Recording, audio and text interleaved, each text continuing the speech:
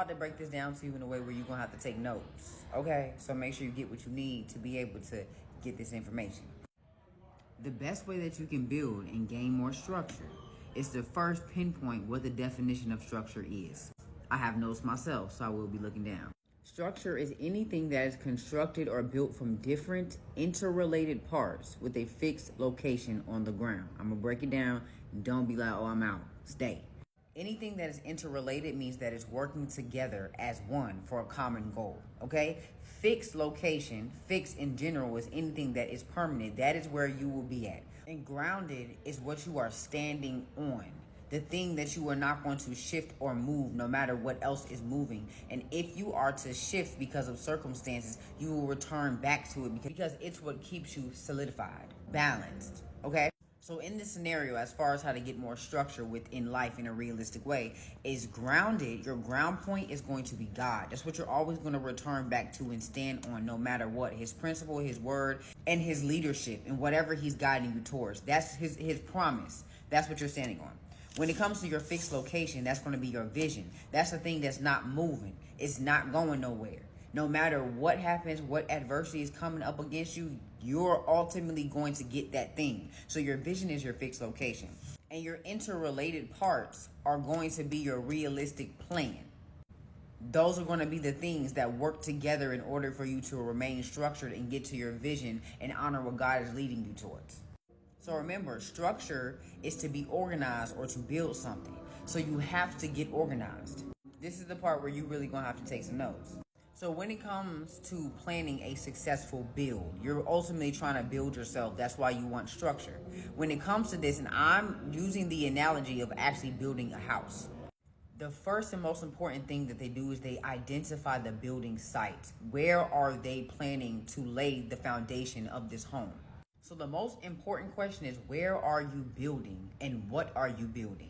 Okay, I understand that the space that you may be in currently is chaotic, but it doesn't matter. Just because it's chaotic does not mean that you cannot focus. The problem be when we are in chaotic environments, especially when we coming from survival mode, we try to make it pretty. We try to dress it up. We try to make it aesthetic to make us comfortable. In this season of your life, it's not about your comfort. It's about your focus. So nobody cares about you being comfortable. This is not for you to make it aesthetic. It's for you to organize it so that you can focus and it can ultimately work for you. Within the article that I'm referencing when it comes to the breakdown of how to build a house, it says that you have to choose a location that specifically fits your needs. So if your home environment does not fit your needs and you cannot operate on any type of level of getting organized in any way because of how chaotic it is, then you need to find a location outside of your house, whether that's the coffee shop, whether that's the school, whether that's the library, whatever it is for you, find a specific location that fits your needs and will ultimately invest into what it is that you're trying to build. Okay? The second thing that this article said was you need to consider neighbors, sunlight, and property lines when planning the structure. So who is in your atmosphere? Why are they there? And what do they contribute? You need to know who you're around. You need to know who's in your corner and who's not in your corner. And this is not for you to try to address it and figure out why they don't support you or why it seems like they secretly hating on you. No, it's just so that you can be aware and shut your mouth so that you can move efficiently. So that you can peep what's going on. You don't got to address nothing. Vengeance is the Lord's. God got that, placed that in his hand. This is just so that you know who to go to and who not to go to, so that you don't sabotage yourself while you're trying to build like you always do, running your mouth to people who are ultimately not even for you. And not because they really don't like you, but because there is trauma and past experiences working within them. So they're projecting on you and you're internalizing it as if there's something wrong with you when they're talking to themselves. The third thing, hire an architect or purchase a building plan. You need to get in alignment with a divine strategy. So go to God in prayer and be realistic, because you've been creating plans that are completely unrealistic. They don't match your circumstances or what you even truly desire, nor do they match what you really need. You need to combine realism with supernatural insight. This is the purpose of you going to God and being extremely realistic and intentional about what you're asking him for when it comes to divine strategy, because he's going to reveal to you something that nobody in the world can. Okay? And when you get real with God, you can invite him in doors that have been closed off to him because you don't want to be real. He can't bless what you pretend to be, nor can he give you strategy for what you pretend to have. Your pride got to go out the door. We trying to get changed. Okay? Your ego got to be completely killed. We trying to elevate. God is the blueprint, he's the building plan, and he is the architect. You are simply the interior designer. So after you get this foundation, baby, you're going to soar. You get what I'm saying? The aesthetic is going to give, but you have to get the foundation right first, or every single time you get the aesthetic, you'll still won't be enough. You still won't feel worthy. You still won't be able to grow because the foundation is cracked, but you look good while your foundation is slowly falling apart.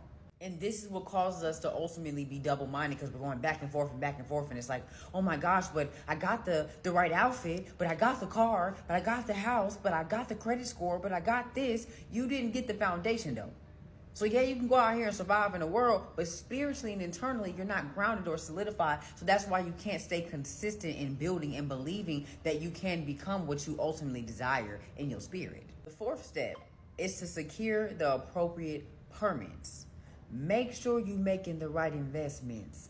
If your ultimate goal is to get toned and lose weight in the gym, then you no longer need to be spending your money on nothing fast. So make sure that you are extremely intentional about identifying what it is that you need to invest into down to the penny.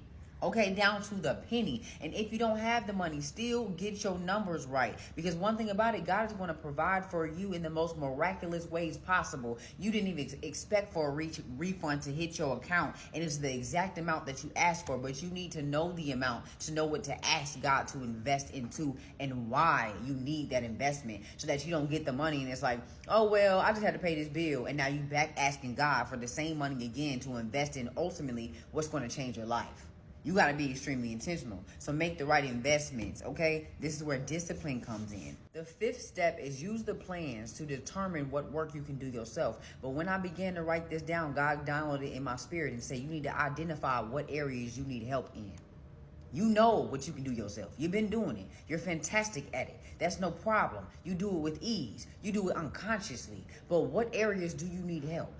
This is not a solo journey. God does not say where two or more people meet for no reason. He believes deeply in community. So you need to identify where you need help so that you can then go to God and ask for a mentor if you don't already have one. And if a mentor, and until that mentor comes, identify somebody that you are deeply inspired by and study their character and what foundation they stand on and apply it to your life as necessary. Do not idolize them.